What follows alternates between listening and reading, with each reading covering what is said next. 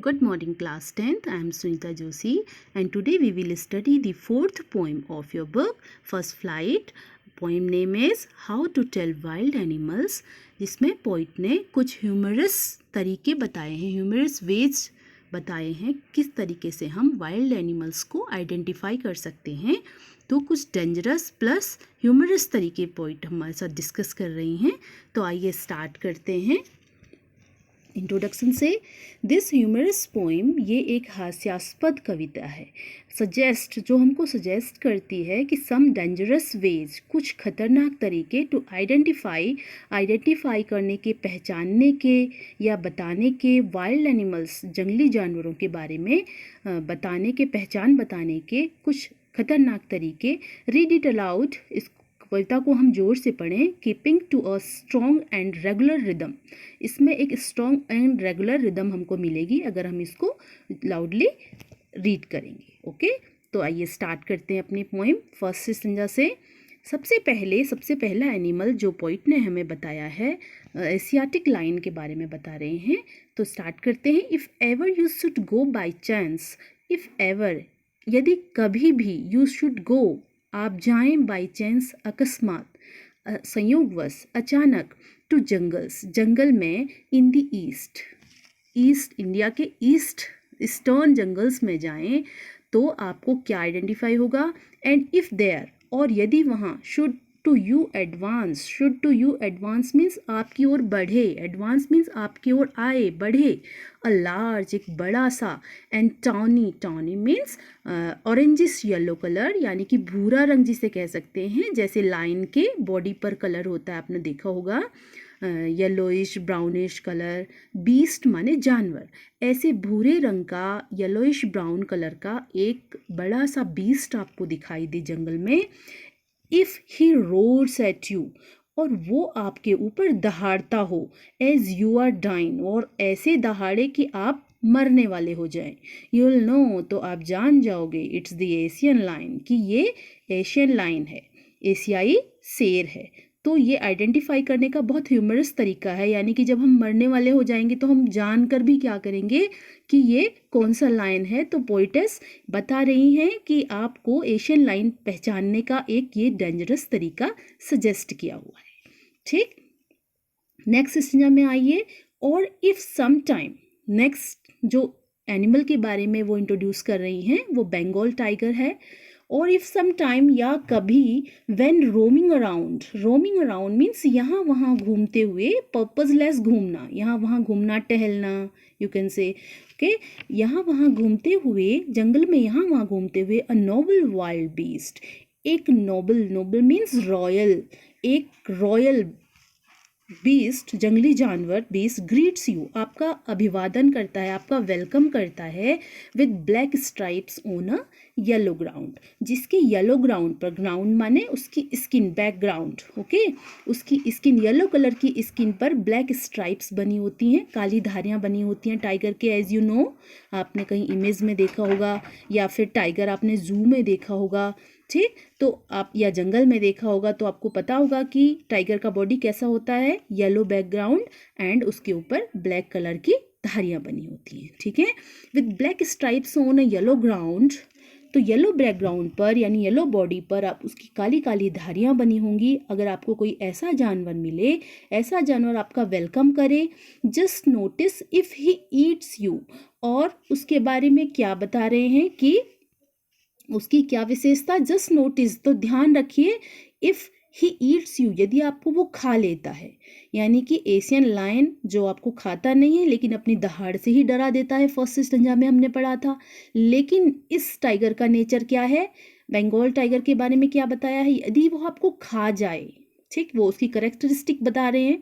This simple rule, तो ये जो साधारण सा नियम है आपको खाने का उसका, मे हेल्प यू, इससे आपको क्या मदद मिलेगी, लर्न, ये जानने में मदद मिलेगी, the Bengal tiger to discern, तो आप क्या कर पाओगे कि उसको डिफ्रेंशिएट कर पाओगे कि ये एक बंगाल टाइगर है। डिसर्न करना, डिफ्रेंशिएट करना, पहचानना, तो आप पहचान लोगे कि एक बंगाल का टाइगर है। देखो ये दोबारा से ह्यूमरस तरीके से बताया गया है कि यदि वो हमें खा जाएगा तो हमें उसको जानकर हम क्या कर पाएंगे कि वो बंगाल टाइगर है या एशियाटिक लायन है। ठीक, तो दो एनिमल्स के बारे में यहाँ पर पोइटस ने बताया है हमें। नेक्स्ट चीज़ देखते हैं। नेक्स्ट है लेपर्ड। यहाँ पर लेपर्ड के बारे में पोइट बात कर रही हैं।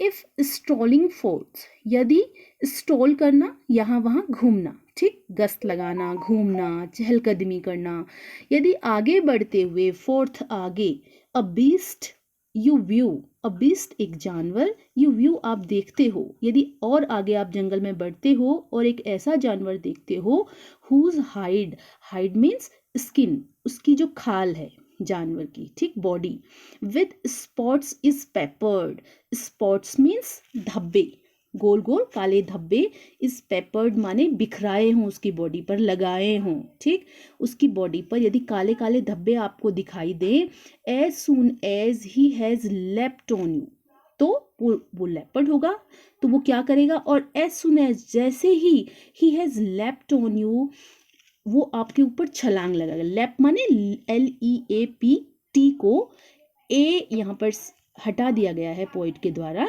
ये एक अधिकार होता है पोइट का कि जो पोइटिक लाइसेंस कहते हैं जिसको, जिसमें कि वो किसी भी वर्ड की स्पेलिंग को रिदम बनाने के लिए, इफेक्ट पैदा करने के लिए, या फिर पोइम में अट्रैक्शन पैदा करने के लिए, ब्यूटीफुल बनाने के लिए उसको यूज़ कर सकती हैं पोइट। तो यहाँ पर LEPT लेफ्ट में से ए हटा दिया गया है, तो LEPT उसको रखा है।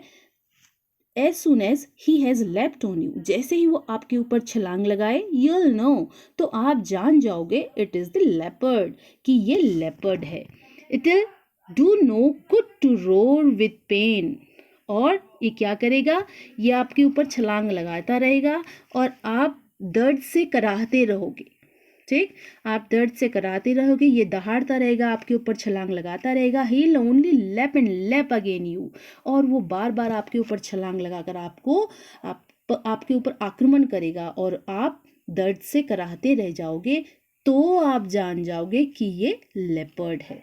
तो देखिए लेफ्ट को यहाँ पर फिर से इन्होंने मॉडिफाई किया है, इस वर्ड को लैप एंड लैप, यहाँ भी LEAPT शब्द को LEP करके शॉर्ट किया गया है। ये पोइटिक लाइसेंस के अंडर ही कोई भी पोइट या पोइटेस करते हैं, ये उनको अधिकार होता है।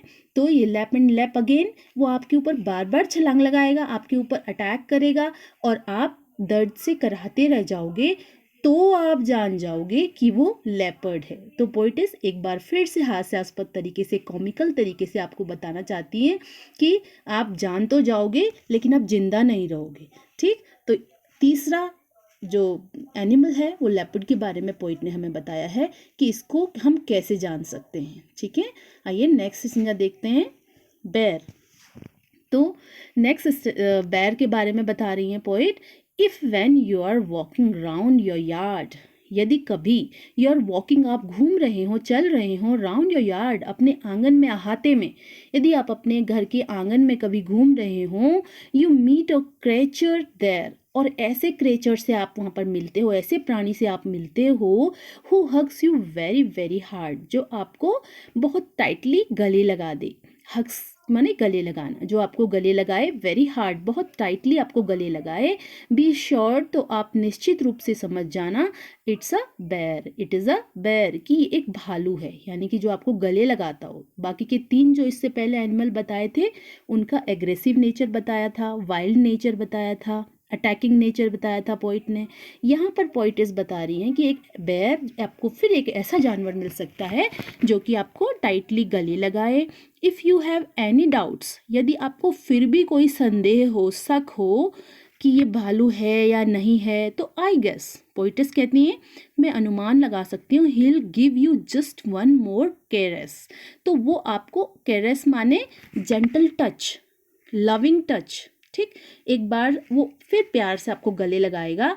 इट मीन्स पोइटेस को कहने का मतलब ये बिल्कुल नहीं है कि वो वाइल्ड नहीं है, वो एग्रेसिव नहीं है, ठीक, वो अटैकिंग नहीं है, वो वाइल्ड है। ये मत समझिए कि वो वाइल्ड नहीं है और वो गले लगाता है और प्यार से और कुछ नहीं कहेगा।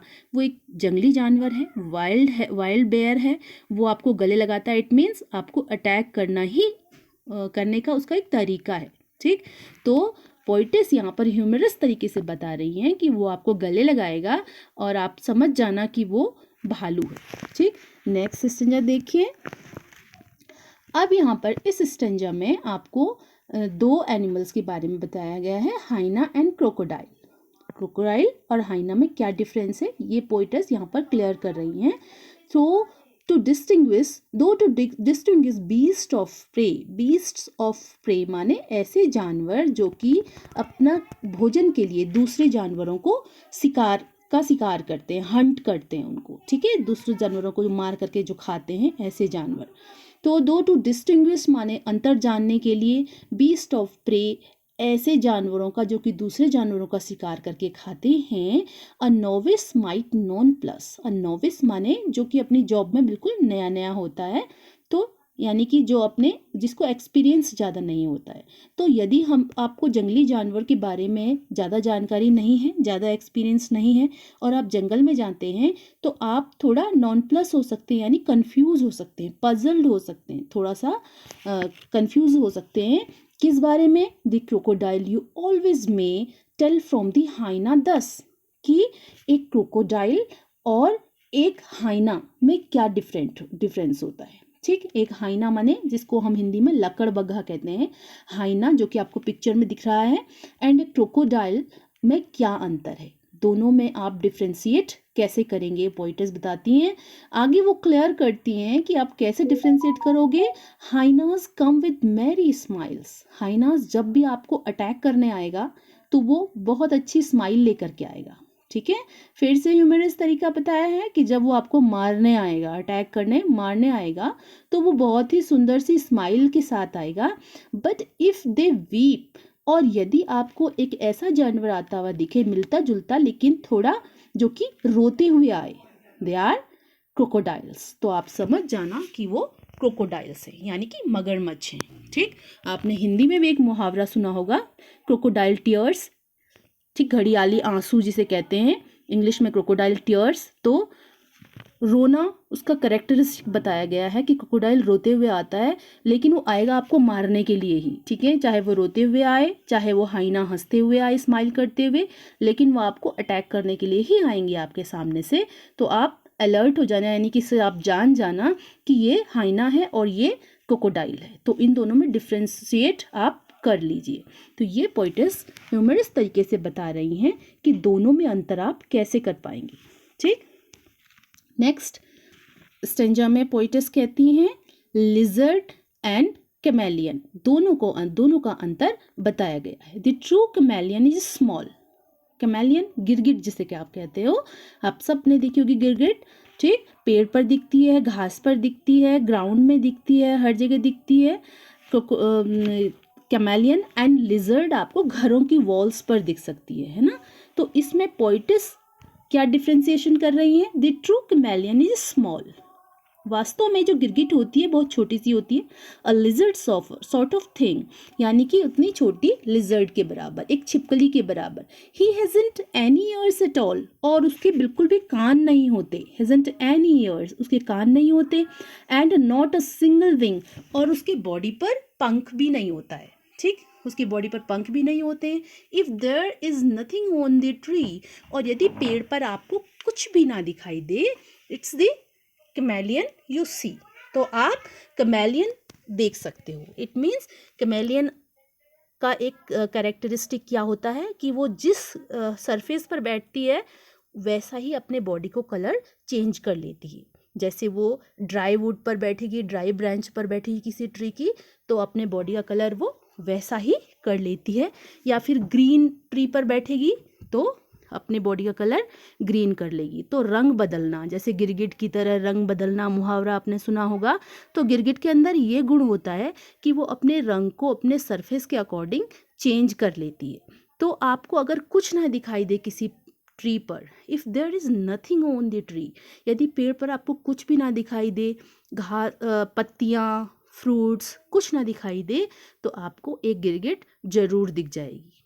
ठीक, तो इट्स द डेंजरस तरीका बताया है गिरगिट को ढूंढने का। कुछ भी नहीं होगा तब भी वहाँ गिरगिट जरूर होगी। ठीक, और इट्स द कैमेलियन यू सी, आप वहाँ पर गिरगिट को जरूर पा जाएंगे। तो इस तरीके से पोइटेस ने कुछ ह्यूमरस वेज बताए हैं, कुछ कॉमिकल वेज बताए हैं जिससे हम डिफ्रेंशिएट कर सकते हैं, आइडेंटिफाई कर सकते हैं जंगली जानवरों को। ठीक, it's a very dangerous thing you know. और इस पूरी पोइम में जो है सरकैज़्म है और एक व्यंग्य है एक तरीके से पूरी पोइम, जिसमें कि व्यंग्यात्मक तरीके से ये बताया जा रहा है कि आप वाइल्ड एनिमल्स को कैसे आइडेंटिफाई करेंगे। ठीक है, और इसमें राइमिंग स्कीम सारी स्टेंजाज में, सारी पोइम में एक जैसी है।